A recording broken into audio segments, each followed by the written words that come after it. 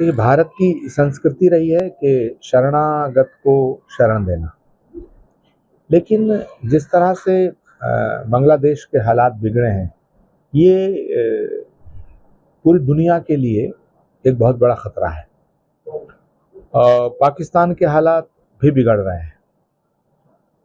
भारत की एक तरफ पाकिस्तान है, एक तरफ बांग्लादेश है।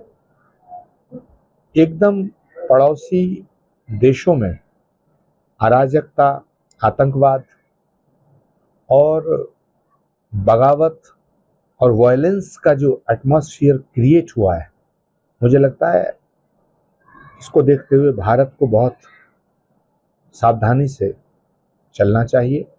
और क्योंकि खतरा भारत पर भी मंडरा रहा है और ये खतरा विचारधारा का है, ये खतरा कि किस तरह के सियासी सिनेरियो का है, पॉलिटिकल सिनेरियो का है, जिसको कोई भी संभ्रांत राष्ट्र स्वीकार नहीं कर सकता। हमें खुशी है इस बात की और ये हमारा सौभाग्य है कि भारत में एक सशक्त नेतृत्व है। नरेंद्र मोदी जी के रूप में, भारत के प्रधानमंत्री के रूप में एक सशक्त, समझदार और समर्थ नेतृत्व है। लेकिन भारत की सरकार को बांग्लादेश और पाकिस्तान की गतिविधियों पर नज़र रखनी पड़ेगी और भारत की जनता को भी देश हित में सोचकर, तमाम पॉलिटिकल पार्टीज को राष्ट्र हित में सोचकर राजनीति के कदम उठाने पड़ेंगे। अपने स्वार्थ में अंधे होकर के राष्ट्र का नुकसान करने वाले सभी नेताओं से मैं अपील करना चाहता हूं कि सियासत अपनी जगह है, सत्ता अपनी जगह है, मगर जब बात राष्ट्र की आए, राष्ट्र के हित की आए, जब बात मुल्क की आए, तो वहाँ अपना स्वार्थ छोटा पड़ जाता है। हम सियासत की बलि देश को नहीं चढ़ा सकते। सियासत देश के लिए होनी चाहिए, देश सियासत की बलिवेद पर भेंट नहीं चढ़ना चाहिए। तो राष्ट्र की एकता प्रथम है, राष्ट्र की सुरक्षा प्रथम है। राष्ट्र की सुरक्षा को भी भयंकर खतरा पैदा हो गया है बांग्लादेश और पाकिस्तान की स्थितियों को देखते हुए। दूसरा, भारत सरकार और भारत के प्रधानमंत्री जी से मैं आग्रह करना चाहूँगा कि वो बांग्लादेश में जो भारतीय मूल के लोग रह रहे हैं, उनकी सुरक्षा सुनिश्चित करने के लिए इंटरनेशनल लेवल पे बात करें।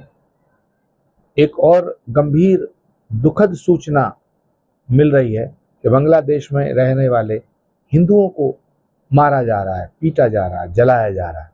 ये भी बहुत ही दुखद और चिंतनीय विषय है। तो मैं भारत के प्रधानमंत्री जी से ये भी निवेदन करना चाहूँगा कि किसी भी सूरत में बांग्लादेश में जो हो रहा है उसको रुकवाने के लिए अंतर्राष्ट्रीय स्तर पर वो पहल करें, क्योंकि नरेंद्र मोदी जी सिर्फ भारत के ही नेता नहीं है, विश्व के सशक्त और समर्थ नेताओं के रूप में उन्होंने अपनी पहचान बनाई है।